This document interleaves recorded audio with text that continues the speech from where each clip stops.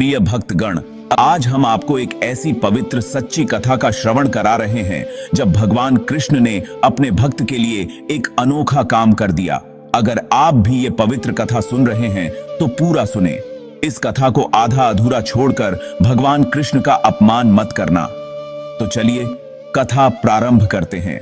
हमारी पौराणिक कथाओं के अनुसार एक बार की बात है, किसी नगर में एक राजा ने एक मंदिर बनवाया जिसमें श्री कृष्ण की एक मूर्ति भी रखवाई, लेकिन उसकी कभी पूजा नहीं की।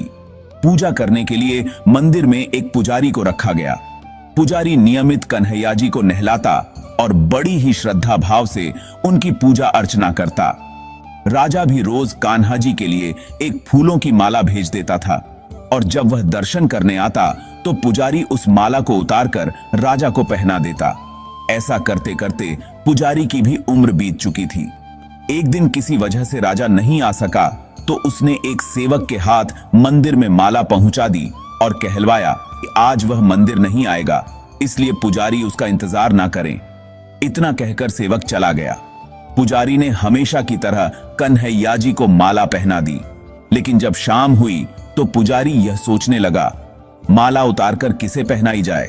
उसने सोचा, क्यों ना ये माला आज मैं ही पहन लूं। वैसे भी मेरी उम्र हो चली है, जीवन का क्या पता कब खत्म हो जाए। इतना सोचकर पुजारी ने माला उतारकर अपने गले में डाल ली, लेकिन इतने में ही सेवक आ गया और उसने बताया कि राजा की सवारी मंदिर में पहुंचने वाली है। राजा की सवारी आने की बात जब पुजारी ने सुनी तो वह डर गया। उसने सोचा कि अगर राजा ने उसे देख लिया तो वह तो मरवा ही डालेंगे। आनन फानन में पुजारी ने माला उतारकर वापस कन्हैया जी को पहना दी।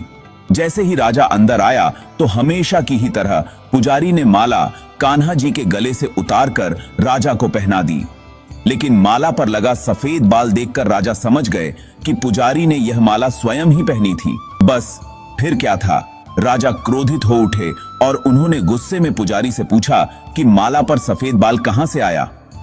तब राजा की बात सुनकर पुजारी डर गया और बोल पड़ा, ये तो कन्हैया जी का है। अब तो राजा और भी क्रोधित हो गए, क्योंकि कान्हा तो भगवान हैं और उनके बाल सफेद कैसे हो सकते हैं। इसीलिए राजा ने फरमान सुना डाला कि कल श्रृंगार के समय राजा खुद आएंगे और देखेंगे सच में ही कान्हा जी का सफेद बाल है या पुजारी झूठ बोल रहा है।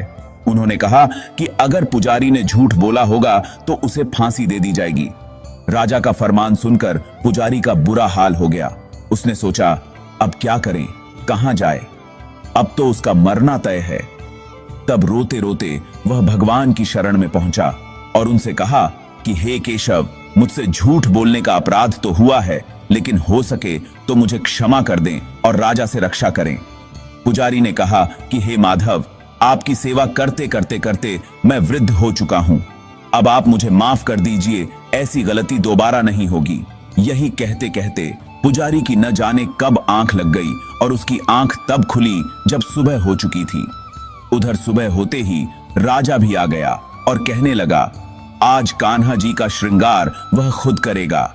ऐसा कहकर जैसे ही राजा ने कान्हा जी का मुकुट उतारा तो देखा कि श्री कृष्ण के तो सारे बाल ही सफेद हैं। लेकिन राजा को फिर भी यकीन नहीं हुआ।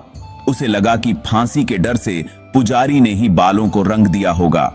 राजा ने सोचा कि क्यों न कन्हैया जी का एक बाल तोड़कर देखा जाए। इसके बाद राजा ने कान्हा जी का एक बाल तोड़ लिया, लेकिन जैसे ही बाल टूटा कन्हैया के सिर से खून की धारा बहने लगी। यह देखकर राजा भगवान के चरणों में गिरकर माफी मांगने लगा। तभी श्री कृष्ण की मूर्ति से आवाज आई, हे राजन, तुमने मुझे केवल मूर्ति मात्र ही समझा, इसलिए आज से मैं तुम्हारे लिए केवल मूर्ति मात्र ही रहूंगा। लेकिन पुजारी ने सच्चे मन और पूरी श्रद्धा से मेरी भक्ति की है, इसलिए उसकी अनन्य भक्ति को देखकर मुझे अपने बाल सफेद करने पड़े। कन्हैया जी ने कहा कि भक्ति में कभी भी संशय नहीं होना चाहिए और सच्चे भक्त की लाज तो मैं कभी जाने ही नहीं देता। प्रिय भक्तगण, ये कथा अगर आपके मन को छू गई हो तो कृपया लाइक जरूर करें और ये पवित्र कथा दूसरों तक भी जरूर पहुंचाएं।